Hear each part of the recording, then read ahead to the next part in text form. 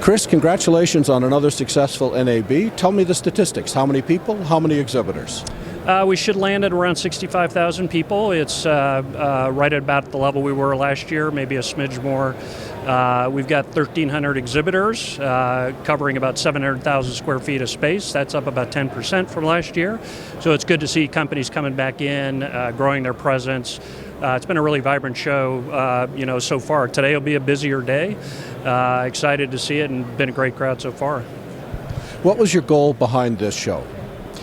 Well, it's been interesting coming out of COVID. From day one, we've been working hard to try to set the show up to really have more impact year in, year out. We reorganized the show floor into 3 big pillars: create, connect, capitalize. I think that's been helpful. Again, navigation at a show this size is always a challenge. And so for us, it's important to be able to kind of bring some organization to that, and that will be meaningful to both the attendee and the exhibitor. And our exhibitors have embraced it in a big way. We've also added, some new features like community zones. There are 3 of those here this year. Again, that's about curating as well. That's about helping people understand the primary trends that are really driving the industry. That's why people come to the show, right? They want to understand, what's new, what's happening, what's the future going to look like, what do I need to be paying attention to. So we're trying to be a bit more active agent in everything that happens at the show. And so this year was to kind of notch that up another level. The other thing that's been important for us is drive a new audience. So one big initiative in that regard is the Creator Lab, which is in the back of this south building. And that is aimed at, the creator economy, which is a phenomenal thing that is growing and growing and growing and driving huge dollars, huge advertising money, big brands. But this is everybody from your, unboxed YouTuber to Mr. Beast and his massive empire now that's grown and grown and grown. And it's an audience that really represents the future of content creation. And so we're super excited about that. And that's something, we have to do for our exhibitors.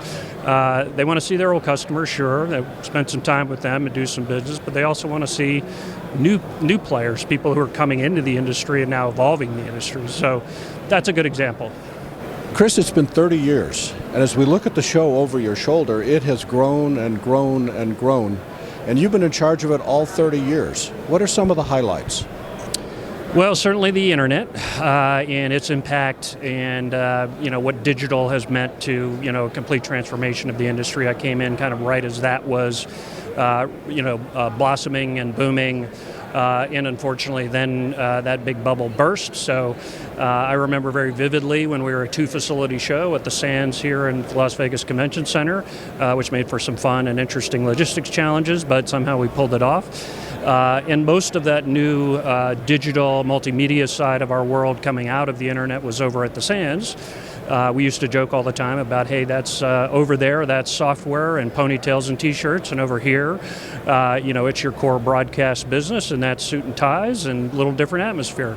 But it all worked really, really well, right? So, kind of late 90s, into that recession, I think was a huge marker for us. And pain for really a couple of years coming out of that. I mean, virtually 200 of our exhibitors disappeared. They were all tied to that internet bubble. So we had to recover from that. It took a couple years. By the time we did, great run, right up until the next recession, 2008. I'm sorry that I'm pointing out the negative things, but they do stand out in my mind, because that's when, the challenge, we've got to be able to rise to the challenge. Certainly that's when all the skeptics come out of the woodwork and they go, it'll never be back, it's not going to grow again, what's going to happen?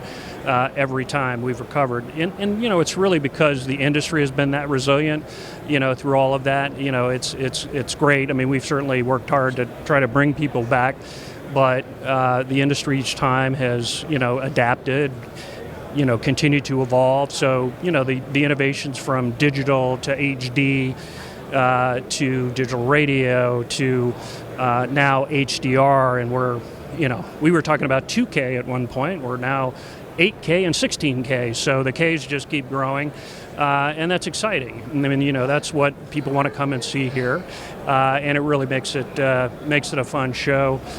For me, I got to tell you, one of the big highlights is always going to be 2022. We had no idea what to expect. With 2 years unable to do the show because of COVID. and we hoped people would come back. Didn't know what would happen when they were here, because we'd all been 2 years in isolation and we hadn't touched anybody and, looked anybody, directly in real person for a while. And I mean, I'm sure you guys remember it as well as I do. That was the most feel-good event I've ever been to. Everybody was happy. People were just, everybody from cab drivers to the luggage guys at the airport to, happy to have people be out again, happy to be interacting with people. So to me, it was you had a glow and just a great feeling throughout that show, and people were hugging and they were shaking hands, and it was an affirmation of really what this show represents and what live events represent. But this is such a passionate and great industry that we knew eventually they'd be coming back. Just didn't know that first year, and it was just fun. Who are you turning the show over to? I'm turning the show over to Karen Chupka. Karen is a trade show industry veteran extraordinaire, really. She has run CES for, as much as 30 years. And if you know CES, look, you've seen and done everything there is to do with a major trade event. So for her, it's going to be riding a bike in terms of just, the actual operation of everything. But Karen is so smart, so strategic. Again, if you know what she was able to do with CES and how that show has expanded into new categories, and what they've been able to do with all of their media coverage, she's going to bring an amazing network.